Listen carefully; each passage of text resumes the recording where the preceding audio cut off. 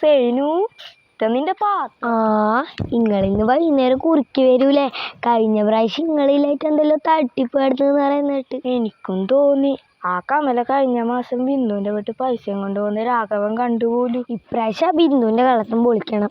എന്നാ പോട്ടെ സൈന, കറി അങ്ങോട്ട് അടുപ്പത്തുണ്ട്. ഒന്ന് വേഗം നടക്ക് ശാന്തേച്ചി, ഇന്ന് നമുക്ക് ആ ബിന്ദുവിനെ പൊക്കണം. നോക്കിക്കോ സേനു, ഇപ്രാവശ്യം ആ ബീജക്ക് തന്നെ കുറി. അതും നിങ്ങൾക്ക് ഇത്ര ഉറപ്പ്?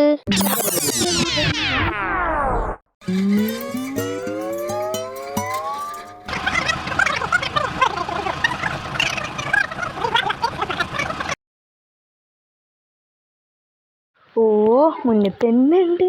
വന്നിട്ടും വലിയ കാര്യമൊന്നുമില്ല. ഇവിടെ കുറച്ച് ചായ തന്നൂടെ നമുക്ക്? അത് തന്നെ ശരി. ഇതെന്താ രണ്ടാളും ഇന്ന് നേരത്തെ? നേരം വൈകി ഞങ്ങൾക്കിപ്പം കുറിയൊന്നും കിട്ടാറില്ലേ, അതുകൊണ്ട് ഇന്നങ്ങട് നേരത്തെ ഇറങ്ങിയതാ. അതെന്താ ചാന്തേച്ചി ഒരു കൊള്ളിച്ചുള്ള വർത്താനം? ഞാൻ ആരെയും കൊള്ളിച്ചൊന്നും പറഞ്ഞിട്ടില്ലേ. അല്ല ബിന്ദു, ഇന്നോട് നമ്മളെത്ര കാലായി കുറുക്കി വെക്കുന്നത്, നമുക്ക് തന്നാ? നിനക്ക് കിട്ടുന്ന ആൾക്കാർക്ക് എനിക്ക് എടുത്തു തരാൻ പറ്റുള്ളൂ, അല്ലാണ്ട് നിങ്ങൾ ചോദിക്കുമ്പോൾ ഒന്നും എടുത്തു തരാൻ പറ്റില്ല. അവിടെ ഇരിക്ക്, ഞാൻ ചായ എടുത്തിട്ട് വരാം.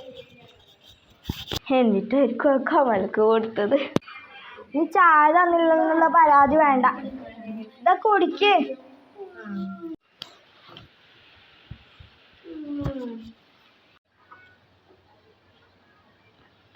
ശാന്തേച്ചി, ചായക്കൊരു ഇത്തിരി പോലും മധുരയില്ല.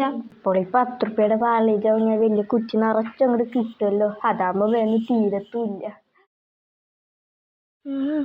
അതൊക്കെ തന്നെ ഉണ്ടല്ലോ. ഇതെന്ത് ഇന്ന് രണ്ടാളും നേരത്തെ ആണല്ലോ. അപ്പൊ നിരക്ക് തുടങ്ങാണേ, കുൽക്കട്ടെ, എല്ലാരും ശ്രദ്ധിച്ചോ.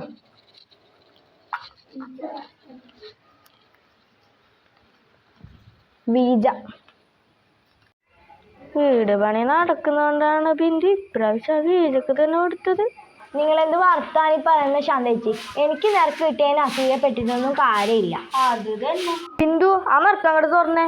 ഇനി ഇതിലൊരു തീരുമാനം ഉണ്ടാക്കണം. അതൊന്നും പറ്റൂല, ആദ്യം വിശ്വാസമാണ് കുറിക്ക് വേണ്ടത്. ഞങ്ങൾക്ക് തന്നെ ഭയങ്കര വിശ്വാസാ. ഞാൻ നിരക്ക് തുറന്നേ. നറുക്ക് തുറക്കും ബിന്ദു, അല്ലേ ഞങ്ങൾ അടച്ച പൈസ ഇപ്പൊ കിട്ടണം ഞങ്ങക്ക്.